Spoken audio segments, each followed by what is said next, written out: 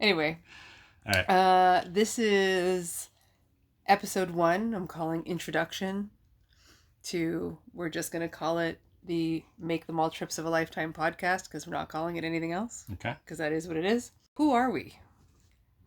Because we don't normally use our first names. That is a question I have been pondering about myself since I first saw The Breakfast Club. Jeez. For the purposes of those listening, who are we? I think we only refer to ourselves as D and J. And on the book, we've put our last names. Yep. So, hi, I'm D. I'm J. There you go. Now you know who we are. Why did we start the whole website, this whole endeavor? When did this start? We didn't. When did I start it? 2020. No, I did not start in 2020. Sure. No, that's when we did the book, right? It was, I think, 2018. 2017, really? I think I actually, it was late 2017 that I actually registered for the name, the business name, and I started some of the social media, like maybe Facebook at that point, and then it was 2018 when I actually got the site and started noodling around with that. I can tell you my original thought was partially a way to showcase our photos other than sharing a Google Drive, because that's what we used to do at the beginning. Is we'd go on a trip, we'd have thousands and thousands of photos, and then I would at least whittle them down in a Google Drive to, I don't know, couple hundred. I did the same. And then we'd share that with that link with our friends and family, and that was it. It was a one-time thing, and it was like, there's so many photos that we don't share, and people don't get to see. Not that everybody has to see everything, but it was an opportunity to kind of showcase them to a broader audience. And then, we have a lot of weird, quirky stories of things that happen and things we've experienced that we like to tell, and not everybody wants to listen to us. So it was a way to share those stories, a way to get me writing again consistently. And then I think the kicker was Galapagos. Planning Galapagos. There was nothing online. No. There was nothing. Well, there was very little. We managed to find the specs of the boat we were going to, the blueprint. We could find who owned it. We could find the last time it was renovated and how much they paid for it. But we could not find a description of the itinerary that we were going on. Yeah. So we really had no clue. And considering something like Galapagos, those itineraries are set. It amazed me that there was no information out there. So it was kind of like, maybe we can be the ones to provide that information. Ironically, we have not provided that information. We have not provided that information. We've written a lot of other places and a lot of other tips and tricks, but not Galapagos. Well, we did a review or a blog post or an article, I like to call them, about Galapagos, but we have not shared. So we're terrible, terrible website owners. All right, so I think my idea for this intro episode was going to be a little bit of everything, brought to you by random questions. That's basically what it's going to be. And since Jay did not want to, since you did not want to actually come up with your own questions and prefer to be, impromptu and ad-lib and basically stay silent and let me talk throughout this whole thing. It's not ad-libbing, it's going with the flow of the conversation. Okay. So I came up with a list of random questions. Feel free to jump in or turn them back around me or whatever. Yep. Well, might as well ask the obvious one. So what's a trip of a lifetime for you? What do you consider a trip of a lifetime? What defines that?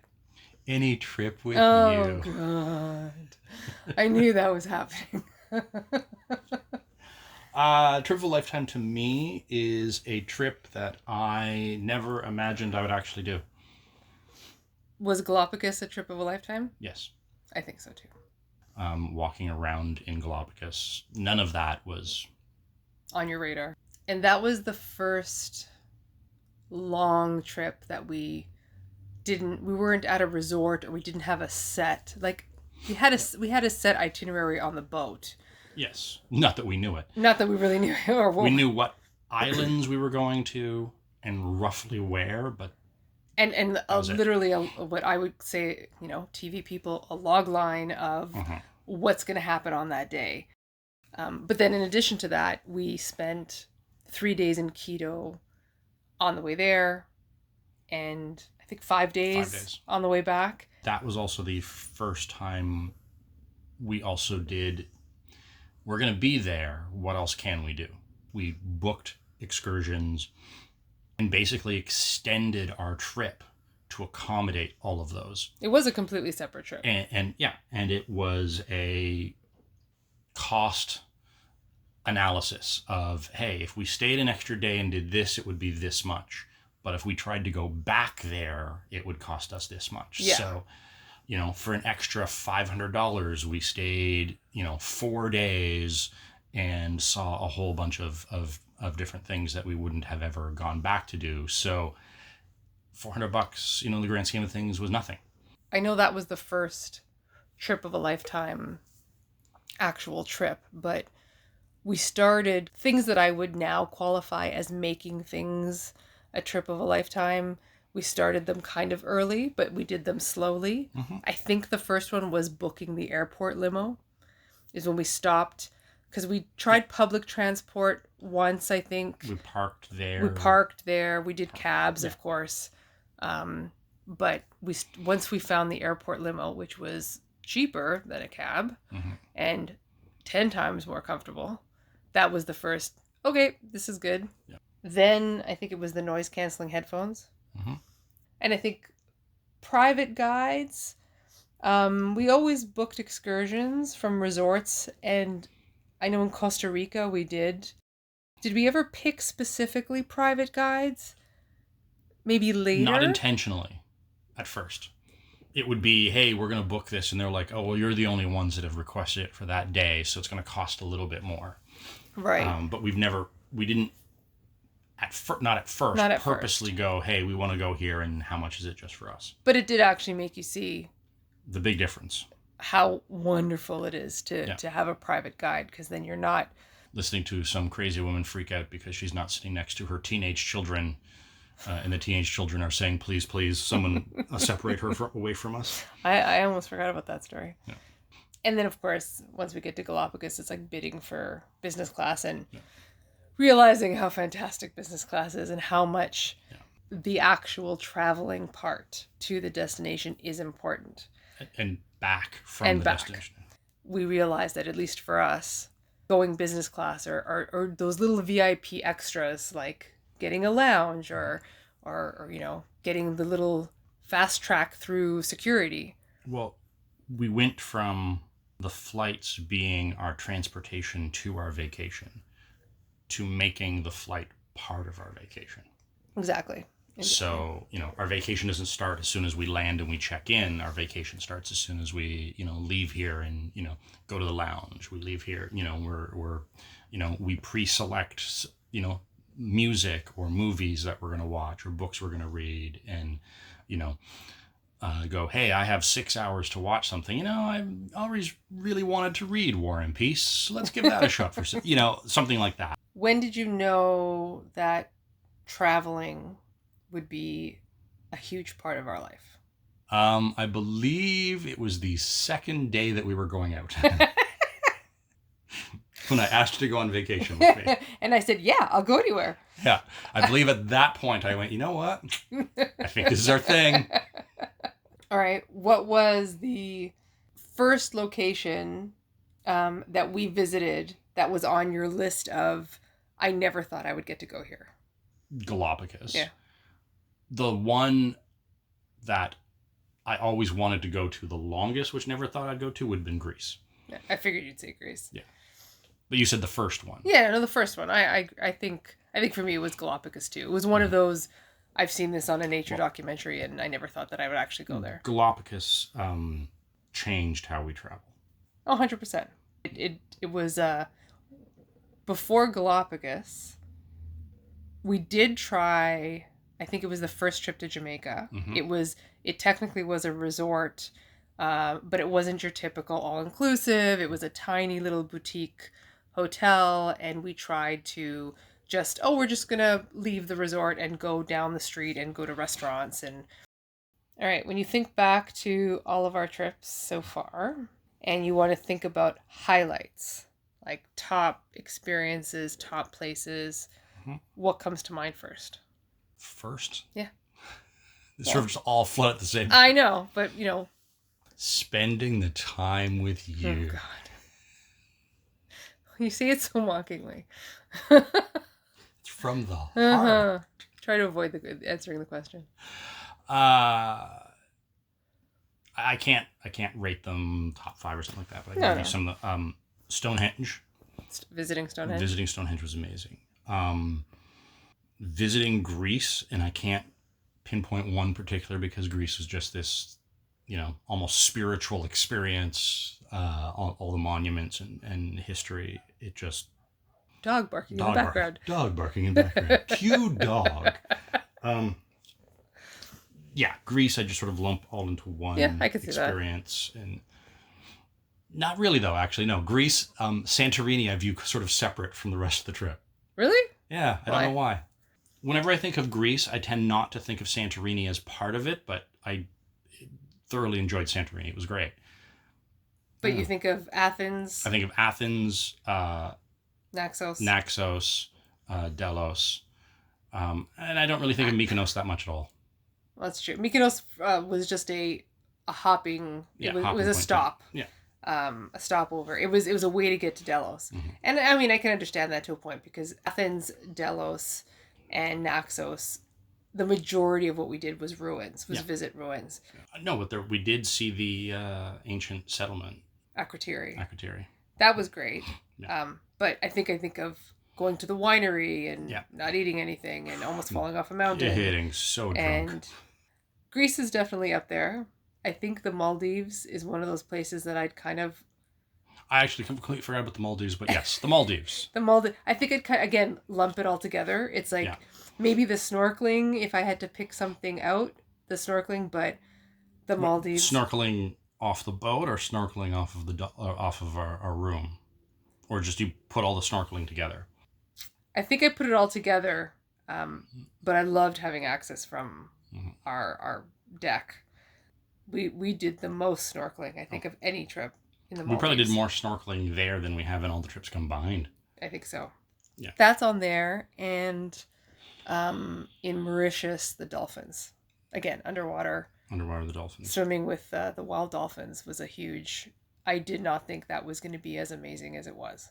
By the time we finally saw the giant pod of dolphins, we were exhausted. But it was pure adrenaline. Yeah. Once we saw them and we were close enough that I realized there's so many around me, I didn't realize how fast I was swimming or how long I was swimming. And if it wasn't for the fact that we recorded it, I would think that it lasted a good 15 minutes. It felt like 15, 20 minutes long. I think the recording is 2 minutes and 30 seconds. Yeah. An amazing 2 minutes and 30 seconds. But yeah, we were exhausted after that. As much as I would have been like, can we go one more time? I don't know if I could have. I couldn't have. And I'd completely forgotten until right now, the whale sharks. Mexico. Yeah. It was just being next to them in the water was insane. And the whale sharks is bittersweet because I do couple it with violently ill. Both of us getting seasick and being so violently ill. I know this is going to be a hard one. Can you pick a best or top meal or food that we've had on any of our trips? List the top food. I mean, Costa Rican casado. Some of the best food we've ever had was just the basic casados. I think we tried to do a top 10 before, and 3 casados made the top 5 or something. The food at the Maldives. In general, all of the food there was great. The sushi, that was the best sushi we've ever had. Yeah. But yeah, ruined us for sushi. Where was the ice cream that you had? That we actually had, I think, room service. Maldives. Was it the Maldives? It was the Maldives. Again, best ice cream I've ever had. Room service ice cream. Oh. Well, obviously we've had some great meals in Italy. I was just gonna say we've also thoroughly enjoyed the food in Italy.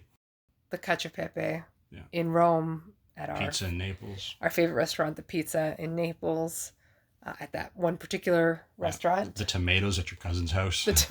My cousin's tomatoes, yes. And gelato from pretty much anywhere. Yeah. Limoncello, of course. To be fair, I think we've had better limoncello here. You think so? Yeah. Now, it's from bottles we bought in I was Italy. just going to say, where are we getting this limoncello? Is this the one that we've imported? Yes, but every time we've had limoncello in Italy, it wasn't cold enough because it's always warmer there. So it's not the ice cold. That's true. So it's the same stuff. It's just it's thicker when we drink it here because it's ice cold. Oh, it's so good. For some reason, I know you're probably going to laugh at me, but when we arrived in Switzerland, yes, after having delicious, crazy food throughout Italy, not sure what we were going to eat in Switzerland, as soon as we arrived in Zurich. Wasn't Zurich. Where was it? It was before the train to Zurich. It was that stop that we always pronounced wrong. Chur. I think it's Cur. Cur. It's Cur. It's Cur. Yeah. It's spelled Chur, and we thought it's Cur. It's Cur. That's right. And they were I liked the ones with the seeds on them, but the sandwiches, and they were just toasted pretzels with a little bit of butter and cheese. I don't know why, but maybe in the moment it was the most delicious thing because we were hungry. We were very hungry, and I think I was expecting food not to be great because we were coming from Italy and having had great food. So for some reason I thought of that. You know, obviously in the grand scheme of things, it wasn't the best thing we've ever had, but that came to mind. I don't know what you're talking about, a train station pretzel stand? No, it's...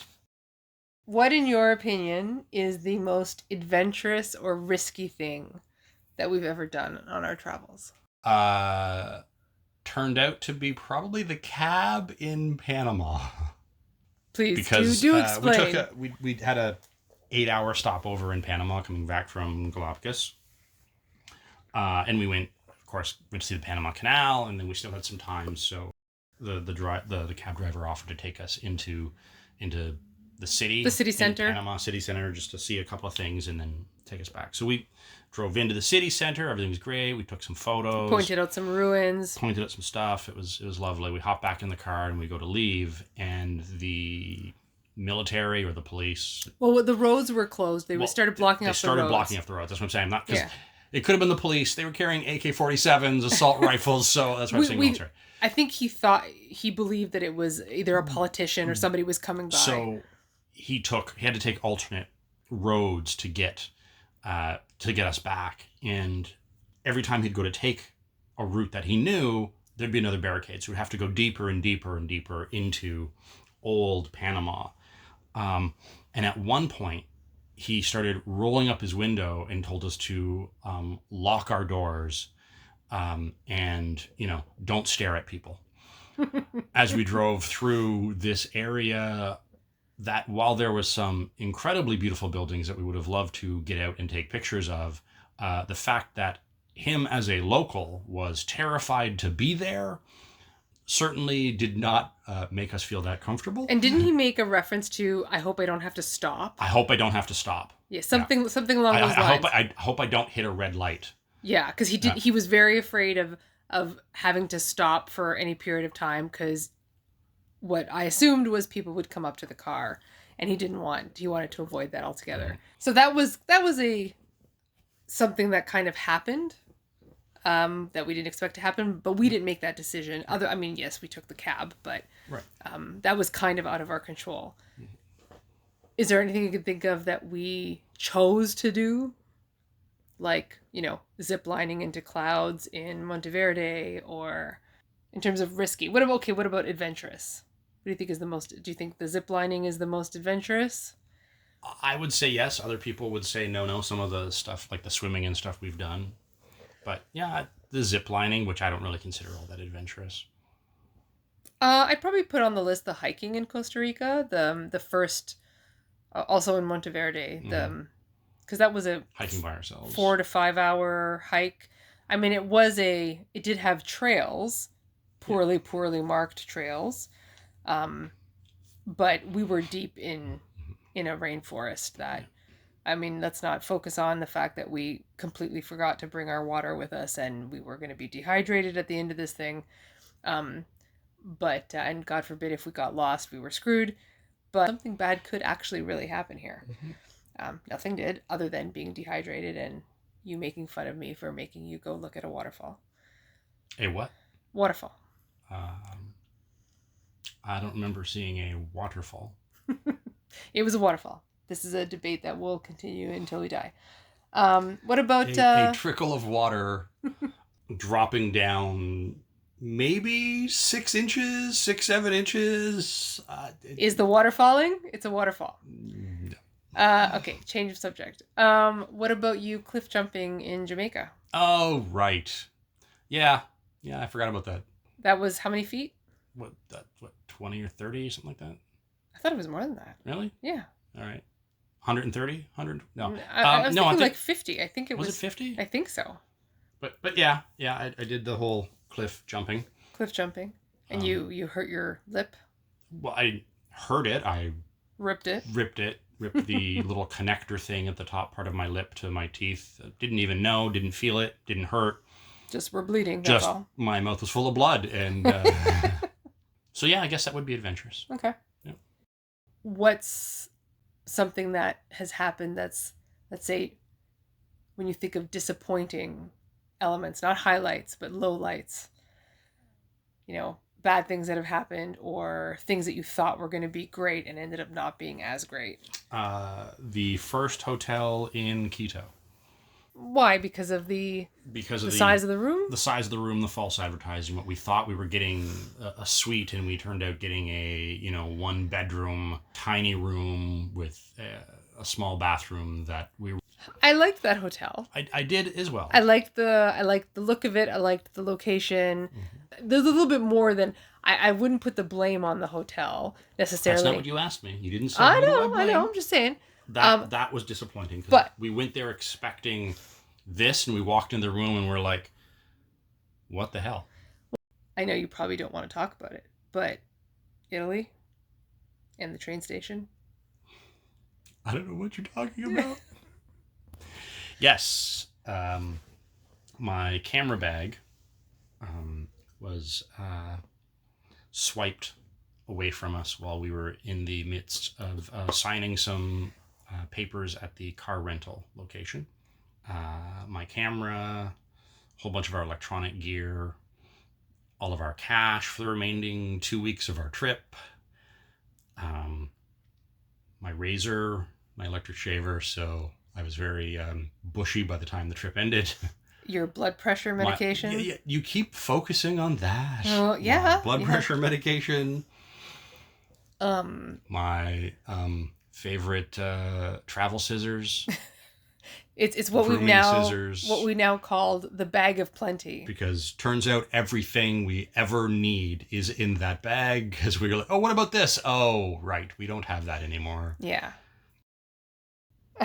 I started laughing when I thought of this question. Mm-hmm. You tend to hide things from me when they're happening, especially if you think that I will be afraid.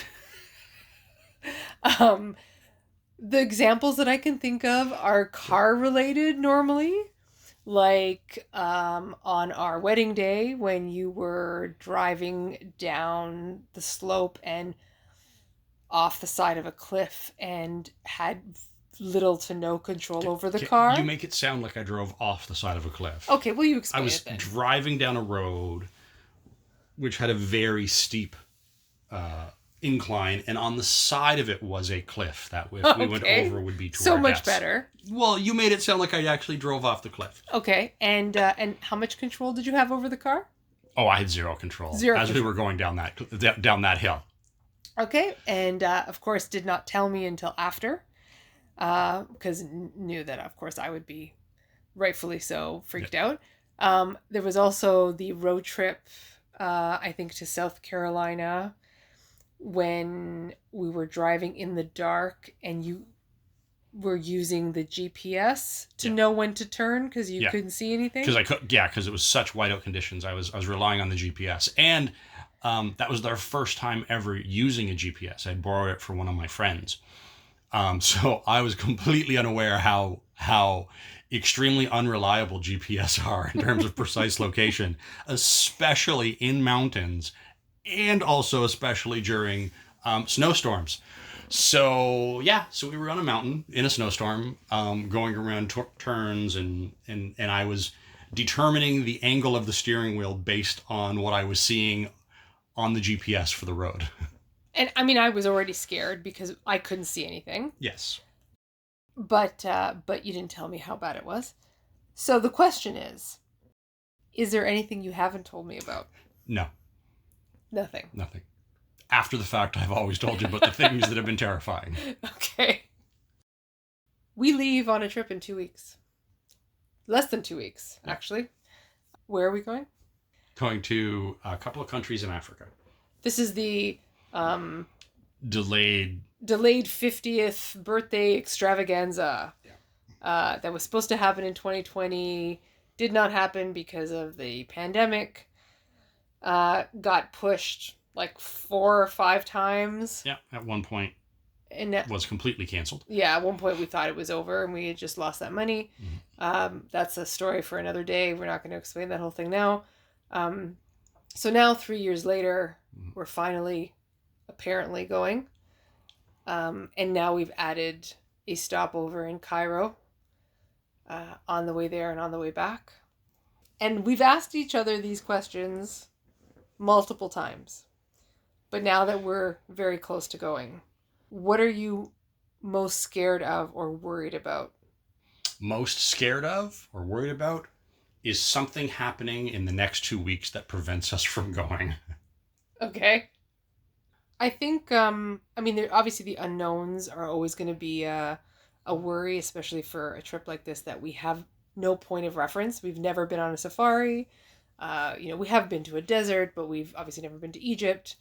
Okay, what are you most looking forward to? And dare I say, what are you spending the time with you? Oh my God. What are you most excited about?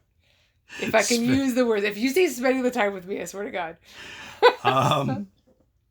Just being in the Serengeti and the Masai Mara and just being places that I saw in nature videos as a child and, never thought I'd ever go to. And again, stopping off in Cairo and seeing the pyramids and stuff like that is just unreal. Yeah, I think being able to stand in front of the pyramids, my mind is blown a little bit that we're doing that. Probably because it's the little child in me that's giddy, like, oh my God, I'm going to stand in front of the pyramids. I hesitate to use the word excited because I think especially this is one of the things that the pandemic did for sure is you almost are curbing your enthusiasm because I don't want to get excited because what if this doesn't happen? But now that it's 2 weeks away, there's a part of it's like, no, this is probably going to happen. I'm interested and most excited to be able to see these animals in the wild. And I'm not saying, I mean, if we get to see herds and large groups of them, amazing. Yeah. But even if we get to see one elephant, it's a wild elephant as opposed to the odd time I've seen one at a zoo. I really, really want to see wild dogs. Wild dogs. But I doubt we're going to get to see wild dogs. But if we do, fantastic. Hippos. Really want to see hippos. Yeah. Because, I want a house hippo. And I think you kind of already mentioned this, but do you have a checklist in your head of animals that you want to see or experiences you want to have on this trip? Like everyone talks about the big 5 or... Well, and it's the big 5 plus because, cheetahs are not listed on the big 5. I'd love to see some cheetahs. I'd love to see, some cheetahs just chilling and hanging out. I'd also love to see some cheetahs running. don't necessarily have to catch anything. Of course, for their sake, it would be lovely if they did, because I want them to catch things because obviously they need to live. I don't want to see it. and I want them to catch stuff and no one else to be around, because I don't want someone else, like hyenas, to steal them. And hyenas are horrible to other animals because they always steal food, but hyenas are so cute. I love them. I think they're so cute. I want to hear them. I do want to see some hyenas, but I don't want to see them stealing food, because I'm like, aw, don't be such a jerk. I want to hear them at night. I'm very interested to what the night sounds are going to be like, because a lot of people say, oh my God, it's crazy. It's hard to get accustomed to it or get used to it or sleep with all those noises. But these are also the same people who would complain about howler monkeys in Costa Rica. And I find them relaxing. I love listening to waking up to howler monkeys is probably one of my favorite things to do in Costa Rica. I want to see a pangolin. Oh, a pangolin. I want to see a pangolin walking around and eating stuff and digging away claws. Eating stuff, eating bugs. And being able to go to the lakes that we're going to go to. I'm going to pronounce the wrong. Naivasha and Nakuru, I think, are the two lakes that we're going to that are known for the flamingos. Mm-hmm. You're staring at me. Well, because the third lake we're staying at is also known for its flamingos. What's the third lake? Because I definitely say that name of that place wrong. Escarpment? No, remember we're staying at the Escarpment Lodge? Yeah. Yeah, that lake. What's the lake called?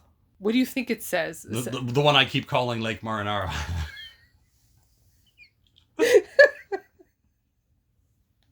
Oh, now I'm going to say Marinara. It's Minyara, I think. Minyara. Yeah, that one. Marinara. You're going to say that there, aren't you? I'm going to say it there. Oh, my God. Lake Marinara or something like that. That's also known for having an insane amount of birds and flamingos. I'm most excited to see hippos, probably because of the house hippo. Mm-hmm. And yes, I know. For non-Canadians, the house hippo was a commercial that the Canadian government did, not really mocking, but they used a... It was supposed to be an informative PSA, basically. About you can't be careful what you believe that you see on television or in movies, because things can be faked. Go on YouTube, type in house hippo, you'll see the commercial. Yeah. It's adorable. It's beloved. Every Canadian wanted a house hippo. And the house hippo is like a couple of inches long. They're tiny. They're tiny. They eat peanut butter. And they sleep in lint. Beds that they've made from lint. So. Yes, and I know it's the complete opposite of a real hippo, which is extremely dangerous and underestimated by how fast they can run and how many people they kill. Yeah. But I still want to see hippos. Yep. I would love to see cubs or some sort of babies, like baby lions, any baby elephants. Mm-hmm. I think we're going to the elephant sanctuary, so we're going to see some baby elephants, which is very exciting. I want to see them in the wild. I want to see them in the wild. All right, those are my questions. All right. Do you have anything specific? I do have some specifics for you. Okay. Of all of the countries you've been, because you have been some places that I haven't. Correct. Because you have traveled without me. Yes. Because you didn't wait around in your life till you found me. Oh my God, yes, that's right. I traveled on my own. Yep, that's right. Of all the countries you've traveled in, which country would you say is the best for disposing of a body? I don't know. Okay. So, at what point in your travels were you approached by the Russian government to be an agent? Okay. I can tell you another fear I have. I have a fear that I'm going to stop this recording. And it's not going to... And it auto-stopped a long time ago? And it would have stopped a long time ago. And we basically just sat here talking to each other. Right. Which is fine. But I mean... I have a sore throat now, so... Yeah, me too. It better have worked. All right. So, let's say goodbye. Bye. Nope, still recording. Woohoo!